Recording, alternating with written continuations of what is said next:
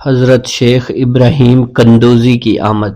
ایک دن حضرت خواجہ معین الدین چشتی حسب معمول درختوں کو پانی دے رہے تھے۔ حضرت شیخ ابراہیم قندوزی گھومتے پھرتے اسی باغ کی طرف آن نکلے۔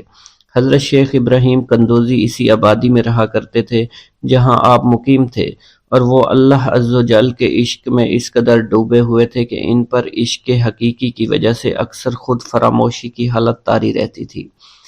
آبادی کے بچے اور بوڑھے انہیں مجذوب کہا کرتے تھے اور قدر کی نگاہ سے دیکھا کرتے تھے۔ جس وقت آپ کی نظر حضرت شیخ ابراہیم قندوزی پر پڑی تو سب کام چھوڑ کر آپ ان کی جانب متوجہ ہو گئے۔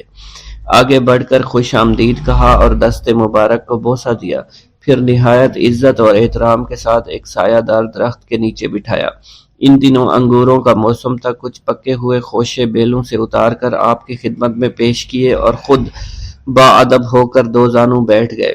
حضرت شیخ ابراہیم قندوزی کو حضرت خواجہ معین الدین چشتی کی مہمان نوازی کا انداز بہت پسند آیا۔ آپ کا یہ ادب بہت بھلا محسوس ہوا۔ حضرت شیخ ابراہیم قندوزی پہچان گئے کہ یہ بچہ نہایت ہونہار اور راہ حق کا متلاشی ہے۔ حضرت شیخ ابراہیم قندوزی نے اپنی جیب سے ایک کھلی کا ٹکڑا نکالا، دندان مبارک سے چبا کر خواجہ معین الدین چشتی کے دہنے مبارک میں ڈال دیا۔ وہ کھلی کا ٹکڑا شباب معرفت کا جام تھا جسے پیتے ہی آپ پر خودی کی کیفیت طاری ہو گئی اور نگاہوں سے تمام حجابات دور ہو گئے۔ آنکھوں میں نور ہی نور چھا گیا، تعینات کے حجابات سامنے سے اٹھ گئے، جوش حیرت قلب پر طاری ہو گیا، آنکھیں کھلی کی کھلی رہ گئیں۔ یہ نہیں کہا جا سکتا حضرت خواجہ معین الدین چشتی اس حالت فراموشی میں کب تک آئینہ حیرت بنے رہے۔ جب آپ کو ہوش آیا تو ساقی جام معرفت محفل سے اٹھ چکا تھا، دل قابو سے باہر ہو گیا، طبیعت پر جبر کر کے دامن صبر قرار تھام کر کے بیٹھ گئے۔ عشق میں صبر چونکہ انتہائی دشوار ہوتا ہے، لہٰذا حضرت خواجہ معین الدین چشتی کو بھی قرار نہ رہا، اور جو جلوہ آپ کو حضرت شیخ ابراہیم قندوزی دکھا چکے تھے، اس جلوہ کو دیکھنے کے بعد آپ خود پر ایک دیوانگی کی ایک کیفیت طاری ہو چکی تھی، اور دنیا اور دولت، دنیا سب حقیر اور بے وقعت دکھائی دینے لگی۔ آپ کے قلب میں عشق خداوندی جوش مارنے لگا اور قلب تمام دنیاوی آلائشوں سے پاک ہو گیا اور دنیا سے بے پرواہ ہو چکا تھا۔ جیسے جیسے وقت گزرتا گیا، حضرت خواجہ معین الدین چشتی کی دیوانگی اور وارفتگی بڑھتی چلی گئی۔ آپ نے حضرت شیخ ابراہیم قندوزی کے ہاتھوں جام معرفت پینے کے تیسرے دن ہی اپنی تمام املاک فروخت کر کے اس رقم کو راہ خدا میں خرچ کر دیا اور خود معمولی ساز راہ لیا اور اپنے وطن اور اپنے عزیز و اقارب اور رفقا کی محبت کو خیر باد کہہ کر چل دیے۔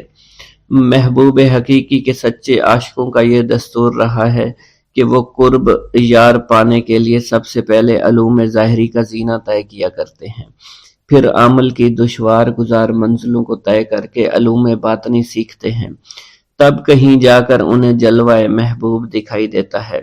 خواجہ معین الدین چشتی نے بھی اپنے مطلوب تک رسائی کے لیے یہی راستہ اختیار کیا۔ اس زمانہ میں ترکستان کی سرحد پر واقع سمرقند اور بخارا کے عظیم الشان دارالعلوم عالمگیر شہرت رکھتے تھے۔ مشرق و مغرب کے ہزاروں طلبہ ہر سال علم کی دولت سے مالا مال ہونے کے لیے ان دارالعلوم کا رخ کیا کرتے تھے۔ حضرت خواجہ معین الدین چشتی نے تحصیل علوم و فنون کے لیے سمرقند بخارا کا انتخاب کیا۔ بخارا پہنچ کر آپ علم حاصل کرنے میں مشغول ہو چکے تھے، اگرچہ حضرت خواجہ معین الدین چشتی کی صغیر سنی کی تعلیم کے متعلق کسی سوانح نگار نے قلم کو جنبش نہیں دی کہ والدین نے آپ کو گھر میں ابتدائی تعلیم دی تھی، مگر سادات خراسان کے مقتدر خاندانوں سے تعلق اور عارف و کامل صاحب فضل و کمال باپ کی گود میں پرورش پانے والے حضرت خواجہ معین الدین چشتی بھلا کیوں کر ان پڑھ رہ سکتے تھے۔ حالات و واقعات کے سیاق و سباق میں غور کرنے سے معلوم ہوتا ہے کہ آپ نے اگرچہ زیادہ تعلیم تو نہیں کم از کم قرآن مجید کی تعلیم اور علوم مروجہ کی ابتدائی کتابیں ضرور پڑھی ہوں گی، اور یہ بات بھی بعد از قیاس نہیں کہ قرآن مجید کے کچھ سپارے بھی حفظ کیے ہوں۔ بہرحال بخارا پہنچنے سے پہلے آپ نوشت خواندند سے واقف ضرور تھے۔ حضرت خواجہ معین الدین چشتی بخارا کے تمام علماء فضلاء کے حلقہ درس میں شریک ہوئے۔ تذکروں اور سوانح عمری کے مطالعہ سے یہ پتہ نہیں چلتا ہے کہ آپ نے کن کن اساتذہ کے سامنے زانوئے تلمند طے کیا، مگر آپ کے اساتذہ میں حضرت مولانا حسام الدین بخاری خصوصیت کے ساتھ قابل ذکر ہیں، جنہوں نے آپ کو دستار فضیلت عطا فرمائی۔ حضرت مولانا حسام الدین بخاری کی دستگاہ سے آپ نے علوم ظاہری کی تکمیل فرمائی۔ 23 سے 24 برس کی عمر میں علوم ظاہری کی تکمیل کے بعد صفائی قلب اور تزکیہ نفس کا ضروری سامان حضرت خواجہ معین الدین چشتی کو باہم پہنچ گیا تھا، مگر قلب جس تسکین کا متلاشی تھا وہ نصیب نہ ہوئی، اور جس محبوب کو جی بھر کر دیکھنے کی آرزویں دل میں چوٹکیاں لے رہی تھی، اس تک ابھی رسائی نہیں ہوئی تھی۔ عشق اور مشک چھپائے نہیں چھپتا، عشق کی آگ حضرت خواجہ معین الدین چشتی کے تن اور من کو جلا رہی تھی۔ تعلیم کی ہوا نے اس آگ کے شعلوں کو اور بھی تیز کر دیا، محبت کا ذوق بڑھ رہا تھا، عشق کے جذبات بھڑک رہے تھے۔ بالآخر جب بے قراری جنون کی حد کو پہنچی، آپ جانب عراق روانہ ہوئے۔ قصبہ سبحان پہنچ کر حضرت شیخ نجم الدین کبرا سے ملاقات ہوئی، اور 15 دن آپ نے حضرت شیخ نجم الدین کبرا کے ہاں قیام فرمایا۔ سبحان سے روانہ ہو کر حضرت خواجہ معین الدین چشتی بغداد شریف روانہ ہو گئے۔ ان دنوں حضور سیدنا غوث اعظم قصبہ جبل میں تشریف فرما تھے۔ یہ قصبہ کوہ جودی کے دامن میں آباد تھا، جہاں طوفان نوح کے وقت حضرت نوح کی کشتی آ کر رکی تھی۔ آپ حضور سیدنا غوث اعظم کی صحبت اور زیارت سے مشرف ہوئے۔ اس وقت آپ کی ابتدائی حالت تھی۔ حضور سیدنا غوث اعظم نے آپ کے حق میں دعائے خیر فرمائی۔ اس وقت آپ کی ابتدائی حالت تھی۔ حضور سیدنا غوث اعظم نے آپ کے حق میں دعا فرمائی۔ انہوں نے بشارت دی کہ آپ مقتدائے روزگار ہوں گے۔ خلق اللہ آپ سے فیض یاب ہو گئی۔ آپ نے حضور سیدنا غوث اعظم کے پاس کچھ عرصہ قیام کیا اور واپس تشریف لے گئے۔ حضرت خواجہ معین الدین چشتی مرشد کامل کی تلاش میں دشت و جبل، کوہ بیاباں، شہر و شہر، کربہ کریا تلاش و تجسس میں پھرنے لگے، یہاں تک کہ پھرتے پھرتے آپ قصبہ ہارون پہنچ گئے۔ ہارون ایک معمولی سا قصبہ تھا، جہاں حضرت عثمان ہارونی رحمۃ اللہ علیہ رونق افروز تھے۔ ان کی وجہ سے سارا قصبہ خیر و برکت سے معمور تھا۔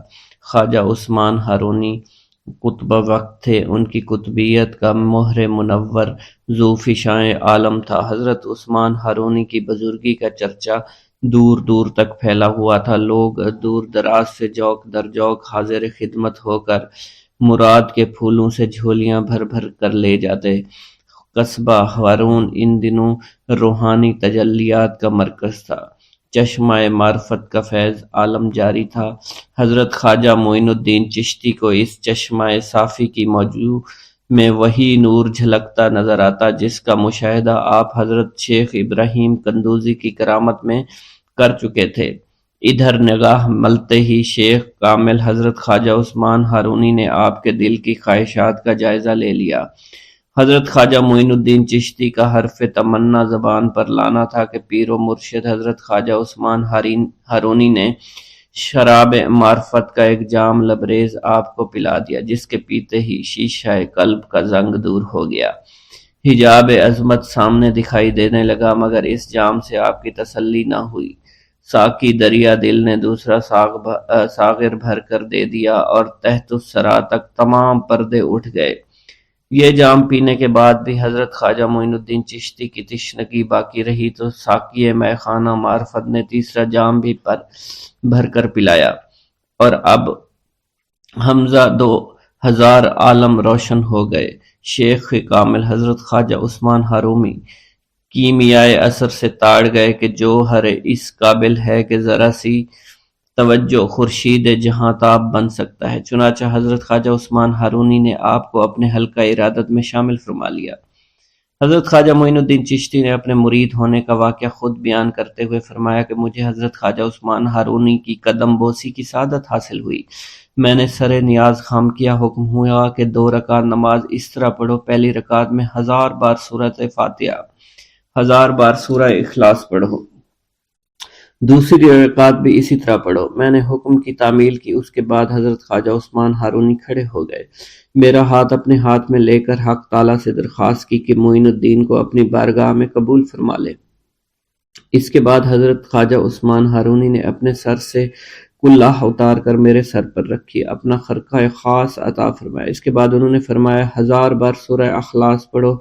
تعمیل ارشاد کے بعد حضرت خواجہ عثمان ہارونی نے فرمایا کہ ہمارے خاندان میں ایک دن رات کا مجاہدہ ہے، آج تم وہ مجاہدہ کرو۔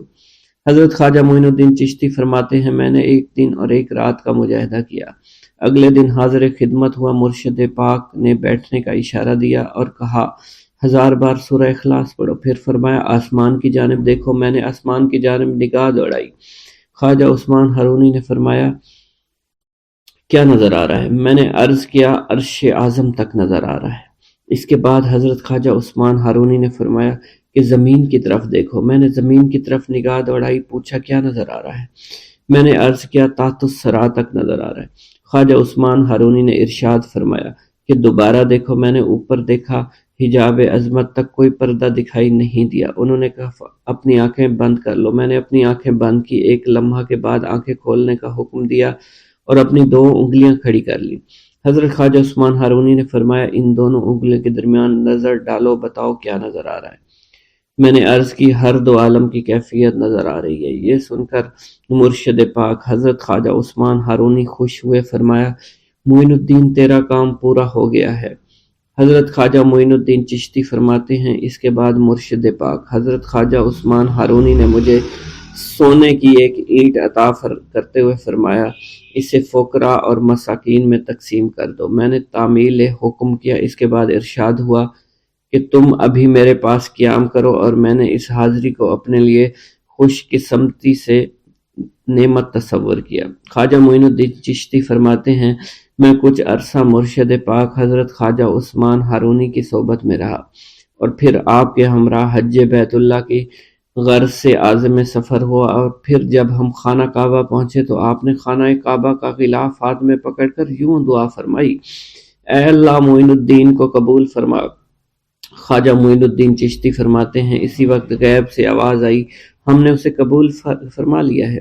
حضرت خواجہ معین الدین چشتی فرماتے ہیں حج بیت اللہ کی سعادت کے بعد میں مرشد پاک حضرت خواجہ عثمان ہارونی کے ہمراہ روضہ رسول پر حاضر ہوا۔ آپ نے مجھ سے فرمایا سلام کرو۔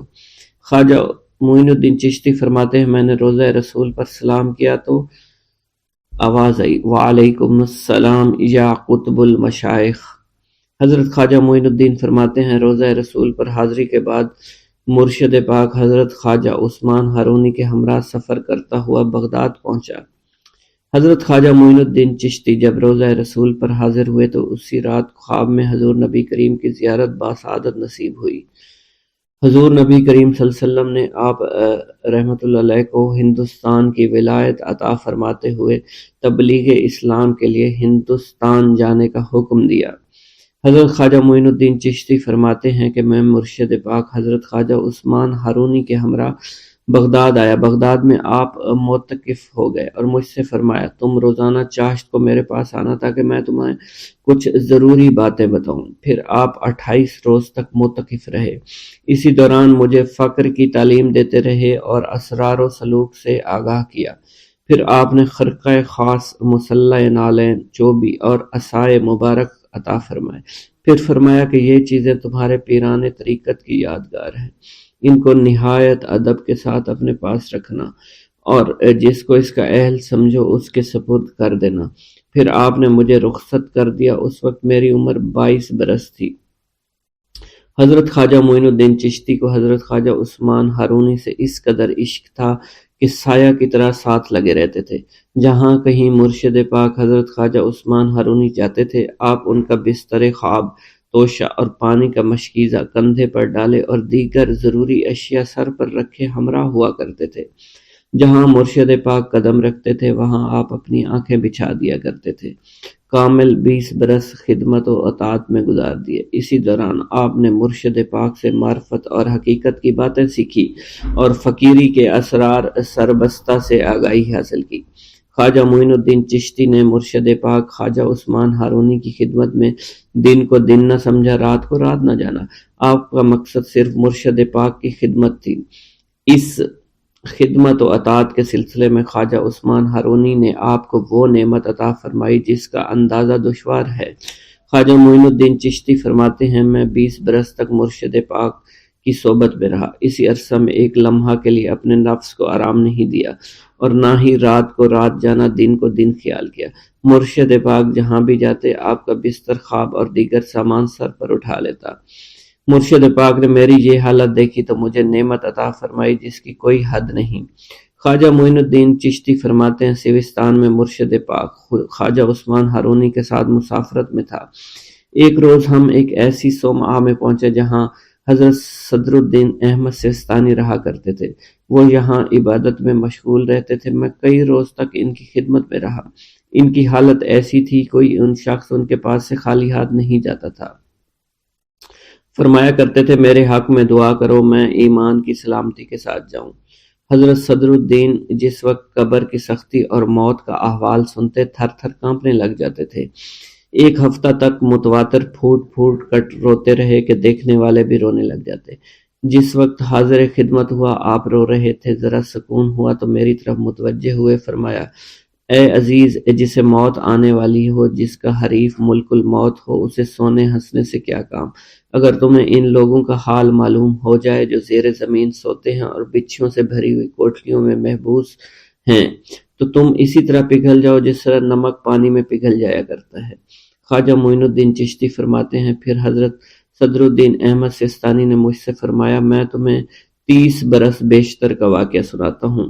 بصرہ کے ایک قبرستان میں ایک بزرگ میرے پاس بیٹھے ہوئے تھے۔ ہمارے قریب ایک قبر میں مردے کو عذاب ہو رہا تھا۔ یہ حالت دیکھ کر وہ بزرگ نعرہ مار کر مر گئے۔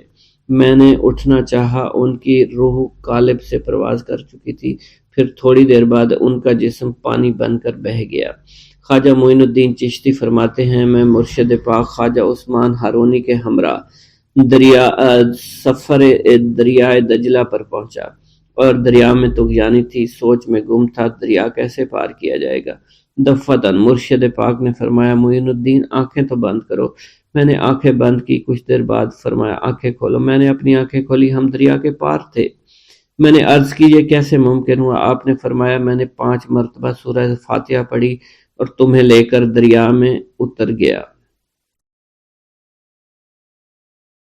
بسم اللہ الرحمن الرحیم۔ السلام علیکم۔ حضور سیدنا غوث اعظم فرماتے ہیں، میں 10 برس کی عمر میں اپنے شہر کے مکتب میں حصول علم کے لیے جایا کرتا تھا۔ اس وقت میرے ساتھ ملائکہ بھی ہوتے تھے جو میرے آگے پیچھے میری حفاظت کی غرض سے چلتے تھے۔ جب میں مدرسہ پہنچتا تھا تو وہ بار بار منادی کرتے تھے، اللہ کے ولی کے لیے جگہ خالی کر دو۔ چنانچہ وہ میرے لیے جگہ خالی کر دیتے تھے۔ ایک مرتبہ میں نے ایک ایسے شخص کو دیکھا جس نے فرشتوں کی آواز سن کر کہا کہ یہ نہایت معزز گھرانے کا فرد ہے اور ان قریب اس کو وہ عظمت اور بزرگی حاصل ہوگی جس میں کوئی مزاحمت نہ ہوگی۔ اس کو ایسا قرب نصیب ہوگا کہ اس کو کوئی فریب نہ دے سکے گا۔ پھر 40 برس بعد میں نے اس شخص کو پہچانا۔ وہ شخص ابدالوں میں سے تھا۔ حضرت شیخ ابو سعود احمد بن ابی بکر سے مروی ہے، حضور سیدنا غوث اعظم نے فرمایا، میں 25 سال تک تنہا عراق کے بیابانوں میں پھرتا رہا۔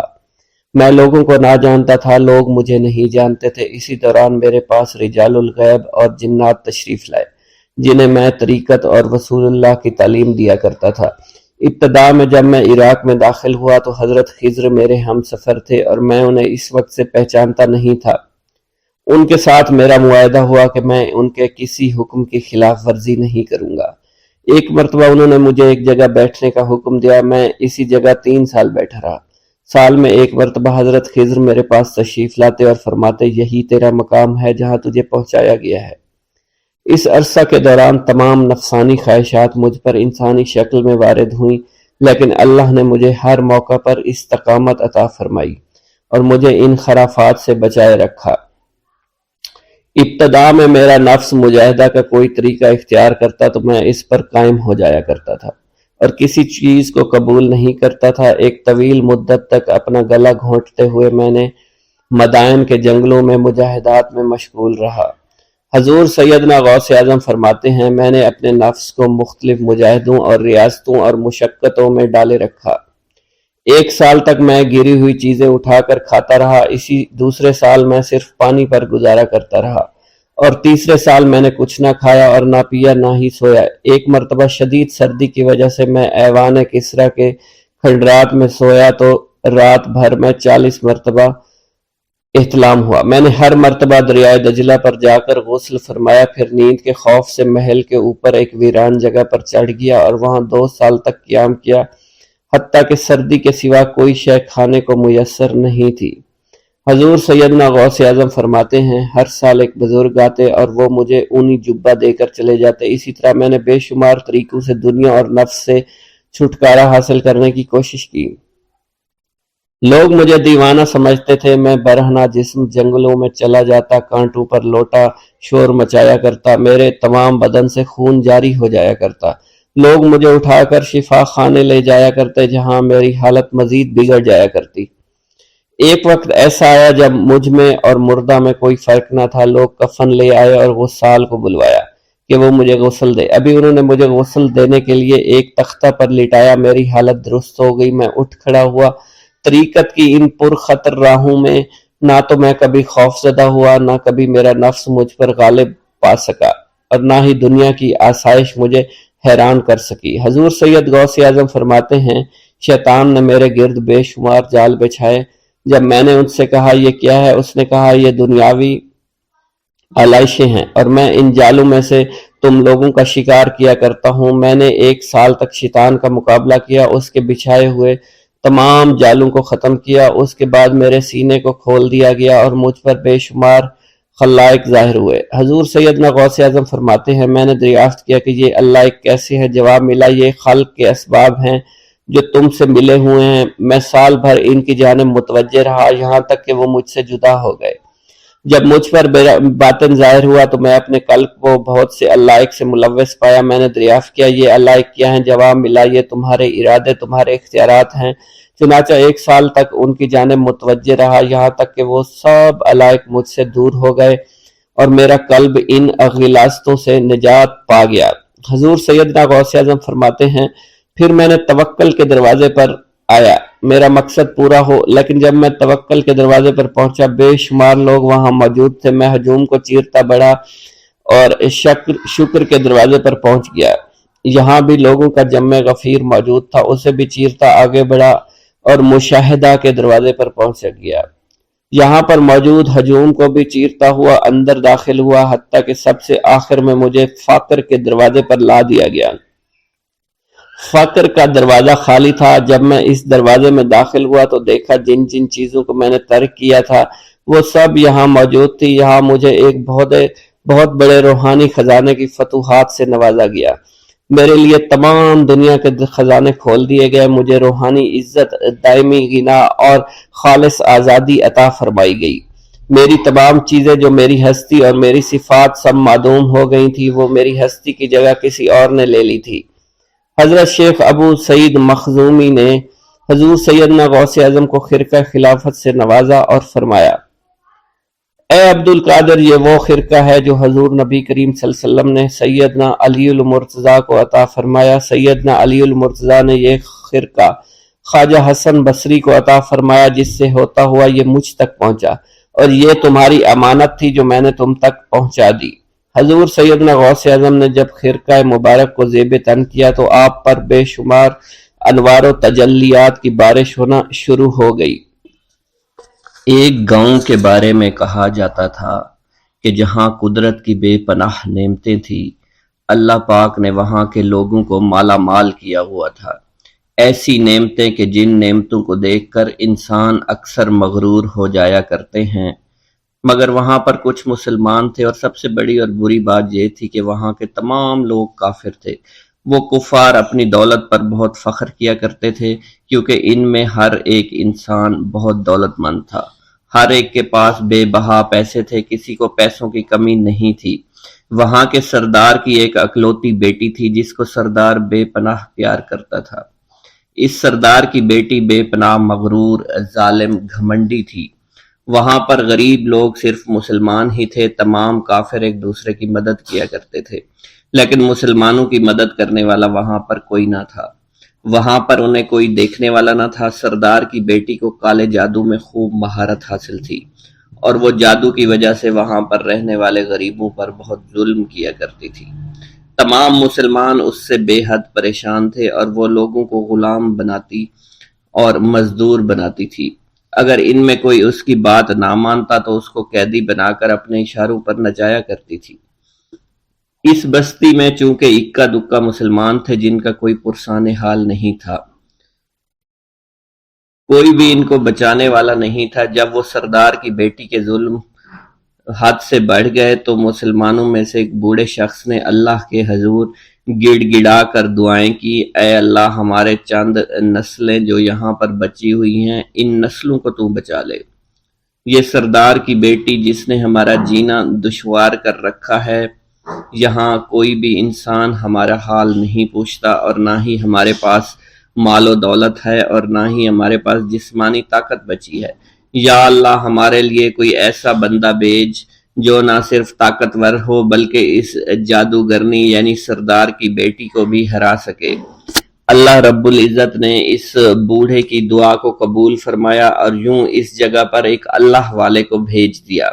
اور وہ اللہ والے ایسے ہی بستی میں داخل نہیں ہوئے، بلکہ ایک دن کچھ عجیب واقعہ ہوا۔ ان کافروں کا سردار جنگل میں سیر سپاٹے کرتے ہوئے نکلا تھا، بڑی شان سے چلتا ہوا وہ سفر کر رہا تھا۔ اچانک ایک زہریلا سانپ اس کے سامنے آیا۔ اس زہریلے سانپ نے بادشاہ کو ڈس لیا، اور وہ بے ہوش ہو کر زمین پر گر پڑا اور تڑپنے لگا۔ اس کے جو ساتھی تھے انہوں نے جب اپنے سردار کو یوں تڑپتا ہوا دیکھا اور سردار کی غیر حالت دیکھی تو کہ جسے ایک زہریلے سانپ نے کاٹ لیا ہے، تو وہ فوراً اسے اٹھا کر گھر لے آئے تاکہ اسے بچانے کے لیے کچھ کیا جا سکے۔ اس لڑکی نے اپنے باپ کی جب یہ حالت دیکھی تو اپنے آس پاس کے بڑے بڑے حکیموں کو بلایا، لیکن عجیب بات یہ تھی کہ لاکھ کوشش کے باوجود زہر نکالنے میں سارے ناکام ہو رہے تھے، اور زہر تیزی کے ساتھ اس کے جسم میں پھیلتا چلا جا رہا تھا۔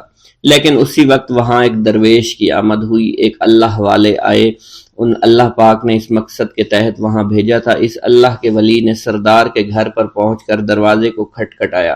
نوکروں نے پوچھا کون ہو، کس سے ملنا ہے؟ اس نے کہا میں نے سنا ہے کہ یہاں کے سردار کو سانپ نے ڈس لیا ہے۔ نوکر کہنے لگے کہ تمہیں کیسے پتا چلا کہ یہاں کے سردار کو سانپ نے ڈس لیا ہے؟ تم تو ہمیں اجنبی لگتے ہو، ہم نے تمہیں آج تک یہاں نہیں دیکھا ہے۔ اس نے کہا میں مسافر ہوں، اور مجھے خبر ملی ہے کہ یہاں کے سردار کو ایک زہریلے سانپ نے ڈس لیا ہے، اور کوئی بھی اس کا علاج نہیں کر پا رہا۔ نوکروں نے کہا تم کون ہو؟ اللہ والے نے کہا میں حکیم ہوں، اور میں ان کے علاج کی غرض سے یہاں آیا ہوں۔ وہ نوکر اللہ والے کی حالت دیکھ کر ہنسنے لگے، کیونکہ آپ نے پھٹے پرانے کپڑے پہن رکھے تھے اور دیکھنے سے بہت غریب معلوم ہوتے تھے۔ وہ نوکر کہنے لگے کہ اتنے بڑے سردار کا علاج کرو گے؟ ارے یہاں تو اس کے پاس بڑے بڑے حکیم بلائے گئے ہیں، ہمارے سردار کے پاس پیسوں کی کوئی کمی نہیں ہے، اور وہ تم جیسے غریب سے بھلا کیوں علاج کروائیں گے؟ درویش نے کہا اگر تم چاہتے ہو تمہارے سردار کی جان بچ جائے پھر مجھے اندر جانے دو۔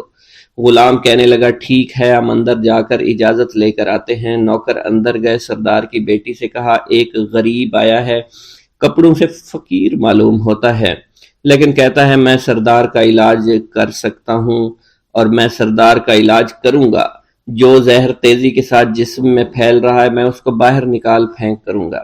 اس کی بیٹی کہنے لگی ٹھیک ہے بلا لو۔ جب وہ اللہ والے اس کے گھر کے اندر گئے تو دیکھا سردار تڑپ رہا تھا، ٹانگ کو بار بار پر پٹخ رہا تھا۔ اللہ والے نے اس کے پیر کی طرف دیکھا جہاں سانپ نے اس کو کاٹا تھا، اسی جگہ اللہ والے نے تھوک دیا، فوراً وہاں سے بھاگ گئے۔ اس کے سارے سپاہی اس کی بیٹی دیکھ کر حیران رہ گئے کہ یہ بھلا کون سا دیوانہ ہے، کمرے میں آیا، علاج کی بجائے اسی جگہ پر تھوک دیا جہاں صرف کاٹا تھا، اور بھاگ بھی گیا۔ اس کو کوئی گرفتار نہیں کر سکا۔ سردار کی بیٹی غصے میں تل ملا اٹھی کہ اس نے جو گستاخی کی ہے اس کی کوئی بات نہیں، تھوک کو میں صاف کروا دوں گی، مگر اس کو تو میں ابھی گرفتار کرواتی ہوں۔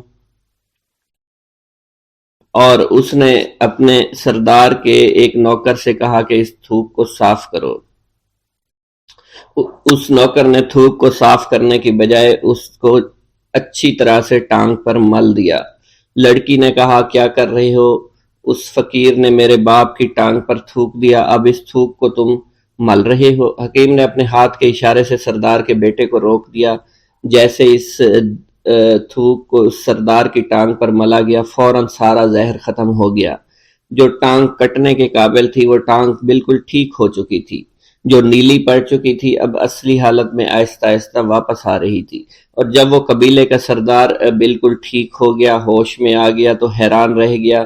اسے بتایا کہ فقیر بابا کے تھوک کی وجہ سے آپ ٹھیک ہوئے ہیں۔ اس نے کہا وہ بزرگ تو ہمارے لیے مسیحا ہے، تم لوگوں نے انہیں جانے کیوں دیا؟ انہیں میرے پاس لے کر آؤ، انہوں نے ہم پر بہت بڑا احسان کیا ہے، ہم اس کے احسان کا بدلہ ضرور چکائیں گے۔ اس کی بیٹی جو خاموشی سے باپ کو دیکھ رہی تھی، اس نے کچھ بھی نہ کہا۔ گاؤں کے سردار کے کہنے پر سارے سپاہی اللہ والے کو ڈھونڈنے کے لیے نکل گئے۔ وہ چاروں طرف پھیل گئے لیکن کہیں بھی اللہ والے کا پتہ نہیں چل رہا تھا۔ پھر جب سپاہی تلاش کرتے کرتے جنگل میں داخل ہوئے، وہاں ایک درخت کے نیچے ایک آدمی کو عبادت کرتے ہوئے دیکھا۔ وہ غور سے اس کو دیکھ رہے تھے اور کہہ رہے تھے یہ کس طرح کی عبادت کر رہے ہیں؟ ہم لوگ تو اپنے بتوں کے آگے ہاتھ جوڑتے ہیں، یہ نہ جانے کس کو سجدہ کر رہے ہیں۔ خیر، عبادت کے فوراً بعد اللہ والے کو پکڑ لیا، گاؤں کے سردار کے سامنے پیش کیا۔ وہ کہنے لگا آپ کون ہیں اور کہاں سے آئے ہیں؟ سب سے پہلے تو میں گستاخی کی معافی چاہتا ہوں، میرے لوگوں نے آپ کے ساتھ بڑی بدتمیزی کی، لیکن آپ کی وجہ سے آج میں زندہ ہوں۔ ہم گناہ گاروں کی وجہ سے آپ جیسے لوگوں کو بہت تکلیف ہوئی ہے، اس لیے میں معذرت چاہتا ہوں۔ آپ سے درخواست کرتا ہوں کہ آپ میری طرف سے یہ قیمتی لباس یعنی کپڑے اور عربی گھوڑا قبول کیجئے۔ اللہ والوں نے اس کی طرف مسکرا کر دیکھا اور کہا یہ گھوڑا، یہ لباس بہت قیمتی ہے، مگر یہ لباس پہن کر اس گھوڑے کے لیے گھاس کاٹوں گا تو کیا اچھا لگوں گا؟ سردار نے کہا فکر نہ کریں، گھوڑے کے ساتھ ساتھ ہم آپ کو نوکر بھی دیں گے۔ اللہ والے نے کہا کہ اتنی مال و دولت اور نوکروں کے ساتھ میں اکیلا رہوں گا؟ گاؤں کا سردار بولا حضور آپ کی یہ بات سن کر میں سوچ میں گم ہو گیا ہوں، لیکن یہ میری بیٹی آپ کے سامنے حاضر ہے۔ بیٹی حیرت سے اپنے باپ کو دیکھ رہی تھی کہ میرا باپ اب کیا کہنے والا ہے۔ سردار نے کہا میری بیٹی جسے آپ نے دیکھ لیا ہے اس کی شادی میں آپ سے کر دوں گا، مگر ایک شرط ہے کہ آپ کو اپنے مذہب کو چھوڑنا پڑے گا۔ میرے سپاہیوں نے آپ کو عبادت کرتے ہوئے دیکھا ہے، جہاں تک ہمارے معمولات ہیں ہم بتوں کے آگے سجدہ کرتے ہیں اور ان کی عبادت کرتے ہیں، اور آپ جس کے آگے سجدہ کرتے ہیں وہ اللہ ہے، یعنی آپ مسلمان ہیں، اس لیے آپ کو اپنا مذہب چھوڑنا پڑے گا۔ کیا آپ ایسا کر سکتے ہیں؟ اللہ والے نے کہا کہ مجھے ایک بات بتائیے، آپ سب کچھ دیکھ رہے ہیں، آپ نے مجھے یہ بھی دعا دی کہ میری اولادیں ہوں اور آپ کی نسل آپ کی بیٹی سے چلے گی۔ مجھے ایک بات بتائیں، اگر ان بچوں میں سے کسی بچے کو خدا نہ خواستہ کچھ ہو گیا تو کس کو رونا پڑے گا؟ سردار نے جواب دیا اگر خدا نہ خواستہ کچھ ایسا ہوا تو رونا مجھ کو ہی پڑے گا۔ اللہ والا نے مسکرا کر کہا اگر یہ سارا مال لے کر مجھے رونا ہی پڑا تو آپ اپنا گھوڑا، اپنی دولت، اپنی بیٹی، ہر چیز اپنے پاس رکھ لو۔ میں خوش ہوں، میں مسلمان ہوں، میں ٹھیک ہوں۔ اگر یہ تمام چیزیں لے کر مجھے اپنا محلہ چھوڑنا پڑے تو میں اپنی جان دے کر بھی اپنے مذہب کو نہیں چھوڑوں گا۔ جس طرح آپ نے مجھے نوازا ہے، میں اسی رب کے دین کو چھوڑ کر چلا جاؤں گا۔ صرف چند پیسوں کی خاطر میں ہر دن پیسہ نہیں کر سکتا، اور اپنی درویشی میں بہت خوش ہوں۔ اللہ نے مجھے جس مقصد کے لیے بھیجا تھا وہ میرا مقصد پورا ہو جائے گا۔ गांव के सरदार ने पूछा। ये कहकर वो अल्लाह वाले जाने लगे तो सरदार ने दरवेश को रुक जाने का कहा और कहने लगे, मैंने माल देकर तुम्हें आजमाया और तुम्हें परखा, लेकिन तुम अपने मजहब को छोड़ने पर राजी नहीं हो। अगर तुम यही सब करने आए थे तो तुम्हें इस बात का डर नहीं? क्या तुम नहीं जानते हम कितने ताकतवर हैं और मेरी बेटी अपने अमल में इतनी माहिर है कि तुम्हें यहाँ खड़े खड़े अभी जंगली जानवर बना सकती है। अल्लाह वाले ने कहा कि उसने जंगली जानवर कमजोर लोगों को बनाया होगा, ये मुझे जानवर बनाकर तो दिखाए। इससे पहले कि गांव का सरदार अपनी बेटी से कुछ कहता कि इस पर वार करो, अल्लाह वाले ने जादूगरनी पर ऐसी फूंक मारी कि वो इसी वक्त एक बहुत बड़ी छिपकली बन गई। वो कुछ भी नहीं कर पा रही थी। वो छिपकली इतनी बड़ी थी कि वहां पर जितने भी इंसान खड़े थे इन सब में सबसे ज्यादा ऊंचा उसका कद था। वो छिपकली अल्लाह वाले के पास आई, अपना जहर उस पर उगलना चाहती थी कि उसी वक्त उसने उसके मुंह पर थूक दिया। थूकने की देर थी, वो छिपकली जलने लगी और जिससे गर्मी की वजह से उसका चेहरा पिघल रहा था, उसका चेहरा जलकर काला हो चुका था। वो मरने वाली थी कि सरदार दौड़ता हुआ कदमों में आकर गिर पड़ा और माफी मांगने लगा और कहने लगा, हजूर, इस गुस्ताखी के लिए मैं माजरत खा हूं, आप मुझे माफ कर दो। मैंने सच में आपको बहुत कमजोर समझा था, आपको आपका मजहब से हटाना चाहा था। अगर मेरी बेटी ठीक हो जाए तो मैं सच कहता हूँ यहाँ पर जितने लोग हैं हम पूरी की पूरी बस्ती मुसलमान हो जाएंगे। अल्लाह वाले ने कहा कि हम तुम्हें अपने दीन में शामिल करने के लिए ये सब नहीं कर रहे, बल्कि तुम लोग मुसलमान भाइयों पर जो जुल्म करते हो वो जुल्म को खत्म करने के लिए हम यहाँ आए हैं। हमारे दीन में जबर और जुल्म नहीं। अगर तुम्हारे बेटी से इंसान बनकर सुधर जाती है तो उसको उसकी असली हालत में लाने के लिए मैं खुद को अल्लाह की बारगाह में पेश करूंगा और दुआ करूंगा। सरदार कहने लगा कि हाँ हाँ, मेरी बेटी असली हालत में अगर आ जाए तो फिर हम किसी पर जुल्म और सितम नहीं करेंगे और मैं दिल से अपनी बेटी के लिए मुआफी चाहता हूँ। आज से ये कोई भी जादू टोना और मुसलमानों को तंग नहीं करेगी और ना ही किसी मुसलमान पर ये जुल्म और जबर करेगी। बस आप इसे दोबारा से इंसान बना दे। अल्लाह वाला ने छिपकली पर दोबारा से फूंक मारी तो फिर से इंसान बन गई और अल्लाह वाले के कदमों से वो लिपट गई। कहने लगी, मुझे माफ कर दीजिए, मुझे माफ कर दीजिए, मैंने अपने आप को बहुत ताकतवर समझा। इस लड़की का आधा चेहरा जल चुका था और काला हो चुका था। वो कहने लगी कि आज अपने बाप के साथ मैं आपके दस्ते मुबारक पर मुसलमान होना चाहती हूँ। मैं वादा करती हूँ कि आज से इस बस्ती पर कोई भी काफिर किसी मुसलमान के साथ बदतमीजी नहीं करेगा, ज्यादती नहीं करेगा, जुल्म और जबर नहीं करेगा, बल्कि हम सब यहाँ मिलजुल कर रहेंगे और भाईचारे के साथ रहेंगे। हम सब मुसलमान हो जाएंगे और फिर यूं अल्लाह वाले के हाथों पूरी बस्ती का सरदार और उसकी बेटी ने इस्लाम कबूल कर लिया और सरदार ने अल्लाह वाले से अपनी बेटी का निकाह कर दिया और फिर इस बस्ती में हमेशा के लिए अमन व अमान कायम हो गया।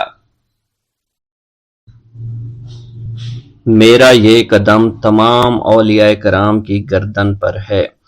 एक मर्तबा मोहल्ला हलबा में अपने मेहमान खाने में वाज फरमाते हुए हजूर सैयदना गौसे आजम पर अचानक हालत कश्फ तारी हुई। आप रहमतुल्लाह अलैह ने फरमाया, मेरा ये कदम हर वली उल्लाह की गर्दन पर है। ये इरशाद सुनकर तमाम औलिया अल्लाह ने अपनी गर्दनें झुका दी। सुलहाए उम्मत ने इसकी तौज़ीह फरमाई है कि आप रहमतुल्लाह अलैह के अहद मुबारक और बाद में क़यामत तक आपकी अता के बगैर वलीउल्लाह विलायत के दर्जे पर फायज नहीं हो सकता। सुल्तानुल हिंद हजरत ख्वाजा मोइनुद्दीन चिश्ती अल मारूफ ख्वाजा गरीब नवाज इस वक्त खुरासान के पहाड़ों पर मुजाहिदात में मशगूल थे। उन्होंने भी हजूर सैयदना गौसे आजम का इरशाद गिरामी सुनकर अपनी गर्दन झुका दी और यूं अर्ज गुजार हुए, आपके कदमैन शरीफैन मेरे सर और मेरे आंखों पर हैं। हजूर सैयदना गौसे आजम फरमाते हैं कि मैं 10 बरस की उम्र में अपने शहर के मकतब में हसूल इल्म के लिए जाया करता था। इस वक्त मेरे साथ मलाइका भी होते थे जो मेरे आगे पीछे मेरी हिफाजत के लिए चलते थे। जब मैं मदरसा पहुंचता तो یہ منادی کرتے تھے اللہ کے ولی کے لیے جگہ خالی کر دو، چنانچہ وہ میرے لیے جگہ خالی کر دیتے تھے۔ ایک مرتبہ میں نے ایک ایسے شخص کو دیکھا جس نے فرشتوں کی آواز سن کر کہا جس میں کوئی مزاحمت نہ ہوگی کہ یہ ایک نہایت معزز گھرانے کا فرد ہے اور عن قریب اس کو وہ عظمت حاصل ہوگی جس میں کوئی مزاحمت نہ ہوگی، اور اس کو ایسا قرب نصیب ہوگا کہ اس کو کوئی فریب نہ دے سکے گا۔ پھر 40 برس بعد میں نے اس شخص کو پہچانا، وہ شخص ابدالوں میں سے تھا۔ حضرت شیخ ابو سعود احمد بن بکر حریمی سے مروی ہے کہ حضور سیدنا غوث اعظم نے فرمایا کہ میں 55 سال تک تنہا عراق کے بیابانوں میں پھرتا رہا، میں لوگوں کو نہ جانتا، لوگ مجھے نہ جانتے۔ اسی دوران میرے پاس رجال الغیب اور جنات تشریف لاتے جنہیں میں طریقت اور اصول کی تعلیم دیتا تھا۔ ابتدا میں جب میں عراق میں داخل ہوا تو حضرت خضر میرے ہم سفر بنے، اور بعد میں اس وقت ان کو پہچانتا نہ تھا، اور اس کے ساتھ میرا معاہدہ ہوا کہ میں ان کے کسی حکم کی خلاف ورزی نہیں کروں گا۔ ایک مرتبہ انہوں نے مجھے ایک جگہ بیٹھنے کا حکم دیا اور میں اس جگہ 3 سال تک بیٹھا رہا۔ سال میں ایک مرتبہ حضرت خضر میرے پاس تشریف لاتے، فرماتے کہ یہی تیرا مقام ہے جہاں تجھے پہنچایا گیا ہے۔ اس عرصہ کے دوران تمام نفسانی خواہشات مجھ پر انسانی شکل میں وارد ہوئیں، لیکن اللہ عز و جل نے مجھے ہر موقع پر استقامت عطا فرمائی اور مجھے ان خرافات سے بچائے رکھا۔ ابتدا میں میرا نفس مجاہدہ کا کوئی طریقہ اختیار کرتا تو میں اس پر قائم ہو جاتا اور کسی چیز کو قبول نہ کرتا تھا۔ ایک طویل مدت تک اپنا گلا گھونٹتے ہوئے میں مدائن کے جنگلوں میں مجاہدات میں مشغول رہا۔ حضور سیدنا غوث اعظم فرماتے ہیں کہ میں نے اپنے نفس کو مختلف مجاہدوں، مختلف ریاضتوں اور مختلف مشقتوں میں ڈالے رکھا۔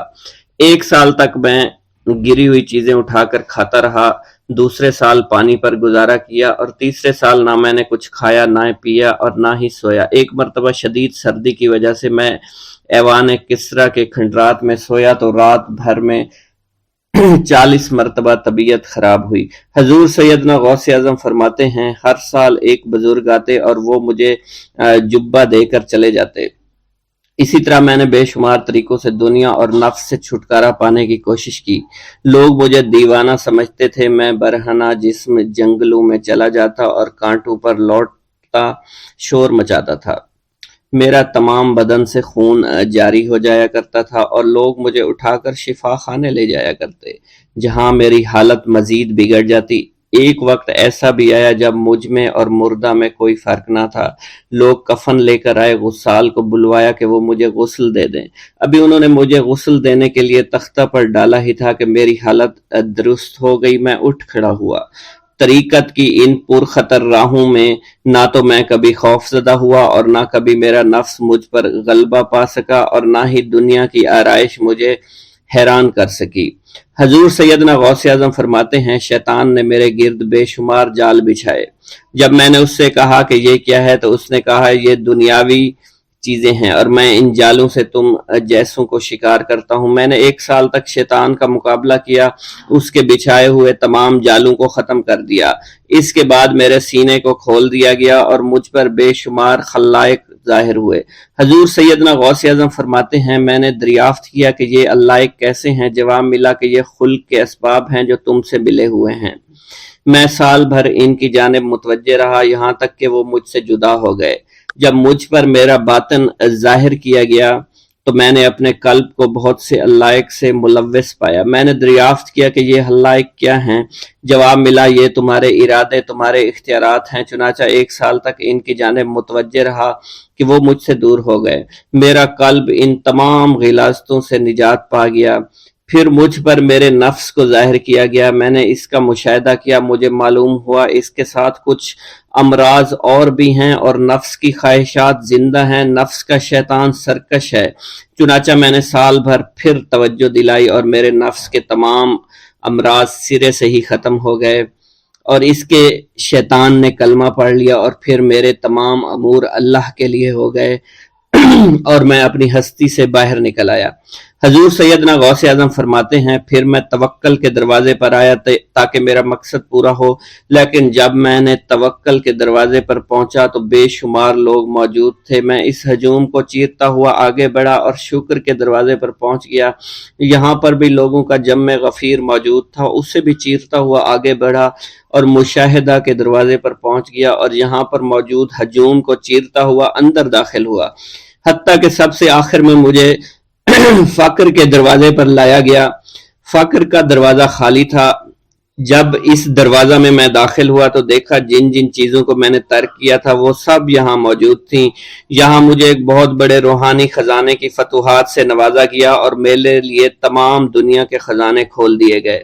مجھے روحانی عزت، دائمی فنا اور خالص آزادی عطا فرمائی گئی۔ میری تمام چیزیں جو میری ہستی اور میری صفات سب معدوم ہو گئیں اور میری ہستی کی جگہ کسی اور نے لے لی۔ حضرت شیخ ابو سعید مخزومی نے حضور سیدنا غوث اعظم کو خرقہ خلافت سے نوازا اور فرمایا، اے عبد القادر، یہ وہ خرقہ ہے جو حضور نبی کریم صلی اللہ علیہ وسلم نے حضرت سیدنا علی المرتضیٰ کو عطا فرمایا، اور حضرت سیدنا علی المرتضیٰ نے یہ خرقہ حضرت خواجہ حسن بصری کو عطا فرمایا تھا، جس سے ہوتا ہوا یہ خرقہ مجھ تک پہنچا، اور یہ تمہاری امانت تھی جو میں نے تم تک آج پہنچا دی ہے۔ حضور سیدنا غوث اعظم نے جب خرقہ مبارک کو زیب تن کیا تو آپ پر بے شمار انوار و تجلیات کی بارش ہونا شروع ہو گئی۔ حضور سیدنا غوث اعظم نے حضرت شیخ ابو سعید مخزومی کے مدرسہ میں تدریسی فرائض سر انجام دینا شروع کر دیے۔ آپ کے لیے فی الحال تدریسی مصروفیات کے علاوہ کوئی کام نہ تھا۔ آپ کی شبانہ روز کی محنت سے آپ کے نام کا شعرہ کچھ ہی دنوں میں سارے بغداد میں پھیل گیا۔ طلبہ دور دراز کے علاقوں سے علم کے حصول کے لیے آنے لگے۔ طلبہ کی تعداد جب مزید بڑھنا شروع ہو گئی تو ارد گرد کے کئی مکانات کو خرید کر مدرسہ میں داخل کر لیا گیا۔ کتب سیر میں منقول ہے کہ 528 ہجری میں آپ مدرسہ نظامیہ کی وسیع عمارت تعمیر فرما چکے تھے۔ اس مدرسہ کی تعمیر میں آپ نے بحیثیت مزدور بھی حصہ لیا تھا۔ حضرت شیخ ابو الخشاب سے مروی ہے کہ میں جوانی میں جب علم نحو پڑھ رہا تھا تو لوگوں نے مجھے حضور سیدنا غوث اعظم کے پاس جانے کا مشورہ دیا، اور اس کی وجہ سے مجھے بھی اشتیاق ہوا کہ میں آپ کا واز سنوں۔ ایک مرتبہ کچھ لوگوں کے ہمراہ آپ کی مجلس میں دوستوں کے ہمراہ حاضر ہوا۔ آپ نے میری جانب توجہ کرتے ہوئے فرمایا، ہماری صحبت اختیار کر لو۔ چنانچہ میں نے آپ کے فرمان کے مطابق آپ کی صحبت کو اختیار کر لیا۔